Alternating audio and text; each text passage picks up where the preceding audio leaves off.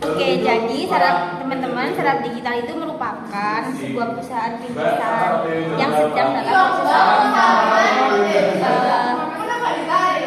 dalam proses berkembangnya ini, baik dalam hal pelayanan, produk development, market share, model bisnis dan lain sebagainya. Jadi pada dasarnya itu Serap Digital ini memanfaatkan internet dan teknologi. Contohnya itu ada Airbnb, Grab, Gojek dan lain sebagainya.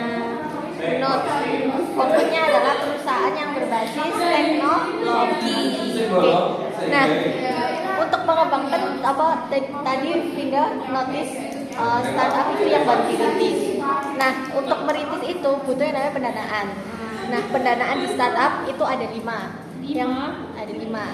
Yang pertama itu pendanaan pre-seed dan seed, itu pendanaan pada saat tahap awal pengembangan ide. Jadi pasti pengembangan ide dan penelitian kelayakan usaha itu pendanaannya dari pre-seed.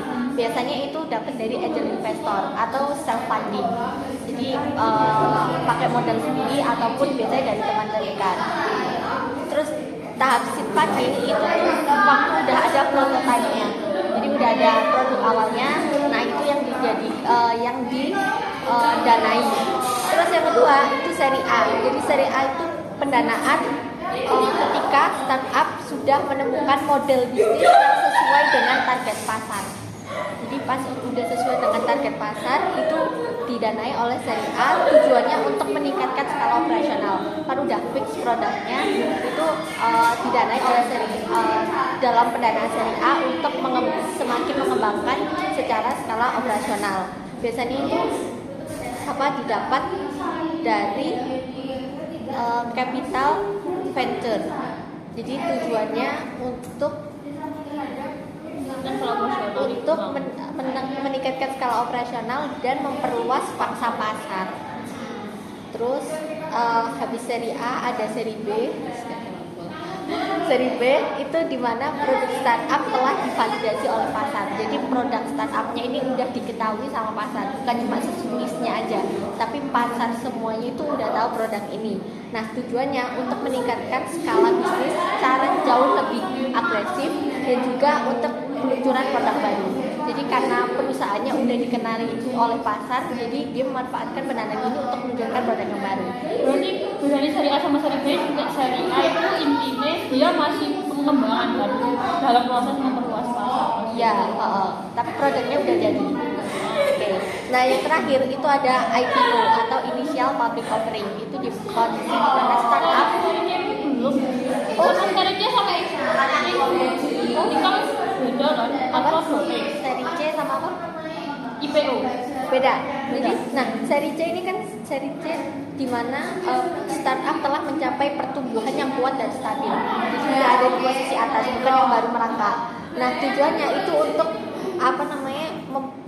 akuisisi perusahaan lain untuk memperluas jaringan dan juga terus masuk ke perusahaan ke pasar internasional ataupun IPO. Jadi IPO itu salah satu tujuan pendanaan untuk seri C. Dari seri C, tujuan dari pendanaan seri C itu untuk IPO. Nah, yang terakhir itu IPO, Initial Public Offering, di mana startup ini menawarkan sahamnya untuk kepada publik. Jadi mempublikasikan si perusahaan ini dengan tujuan mendapatkan modal dari pihak luar. Nah, jadi itu semua adalah pendanaan dari startup. Oke, lanjut. Kan tadi Mas sudah apa? Tadi startup sudah. kan. Ya. Terus sekarang kan ganti ke joint venture. Nah, kalau startup kan mulai dari awal. Ya. Nah, sementara kalau joint venture itu intinya dua perusahaan. Mereka itu menggabungkan membentuk suatu perusahaan baru. Itu sama-sama buat perusahaan startup. Bukan Atau mereka perusahaan besar gitu deh. Contohnya itu tadinya aku nemuin Sony sama Ericsson. Jadi kayak Sony Ericsson. Berarti perusahaan biasa bukan startup. But basically perusahaannya udah sama-sama punya nama. Tapi itu akhirnya mereka membentuk kan untuk perusahaan bisnis. Gitu. Kalau joint venture gitu. Iya. Terus kita cari tadi Sing didanain yuk sama sih, dana, aset, terus keahlian tertentu sama alokasi. Jadi kalau sing joint venture itu harus perusahaan yang saling membutuhkan. Oh iya ya tahu. Jadi berarti timbal balik ngono pintuke Nah, satu nih jago teknologi, mungkin satu nih apa? Kan mereka selalu mau buat HP. Berarti kan satu nih harus jago di teknologi, satu nih jago kok kayak apalah desain apa poe. Terus nah di sini terus tahapan pendanaan berventure itu yang pertama itu di sini aku tadi cari ya identifikasi tujuan sama mitra ya. Tapi aku nggak ngerti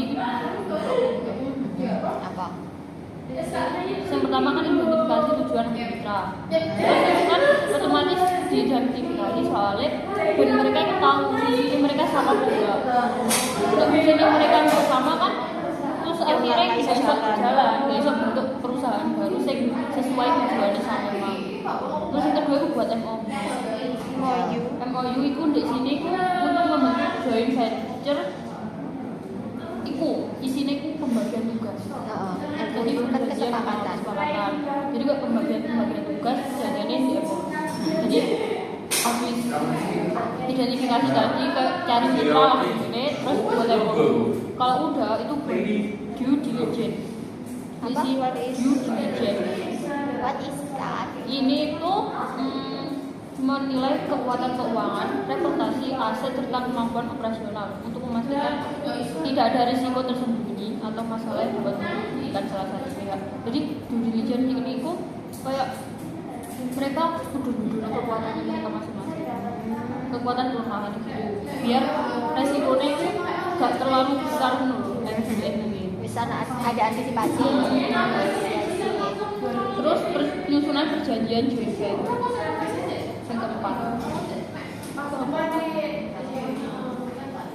Yang keempat itu penyusunan perjanjian joint venture.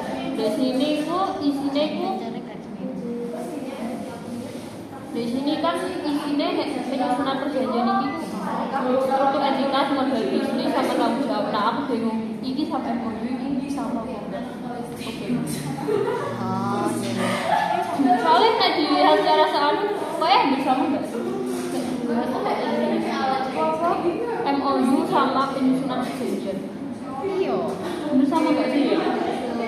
MOU kesepakatan kerjasama nggak sih biasanya? Dahuluan awal kok. Ini kayak mereka wis kesepakatan pas jalan itu mereka nggak join mana. Pada wis join. Pada ya perusahaan itu wis join. Harus enggak. Berarti setelah MOU kan dia terbentuk joint venture imam. Berarti nek sing penyusunan perjanjian joint venture iki ku kayak mungkin isinya persyaratan-persyaratannya paling ya. Lek pas jalan itu persyaratannya apa wae.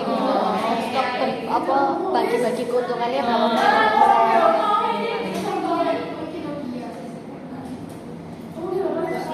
Kontribusi modal sama sumber daya yaitu setiap perusahaan menyerahkan waktu keahlian dan juga sebagainya. Terus pendirian entitas. Nah, ini kan mereka wes menyerahkan modal, menyerahkan aset semuanya wes. Terus akhirnya mereka membentuk perusahaan. Perusahaan Perusahaan venture lagi dengan bisa dengan nama yang berbeda. Kan umumnya emang namanya Gabungan. tapi gabungan dari dua perusahaan. Atau di Indonesia ada nggak? Joint venture di Indonesia? Oh ya, Kayak ada. sebenarnya kita Lek kayak apa ya kamu ae lek dhewe. iki foto joint venture Nestle dan Indonesia. Oh Iya, produknya apa? Gak tahu, ini pokoknya joint terus Asus ya baik sama Spotify. Oh Samsung Sampai besok Sony, PT Kimia Farma sama PT 3. Microsoft sama Windows. ngono lek Sama. Oh iya. kayak Microsoft perangkatnya tapi Kan mereka otomatis saling membutuhkan kan, dan membentuk sesuatu yang Oh, I see. Karet. oke. That's enough guys. wes lagi sih Bye. diupload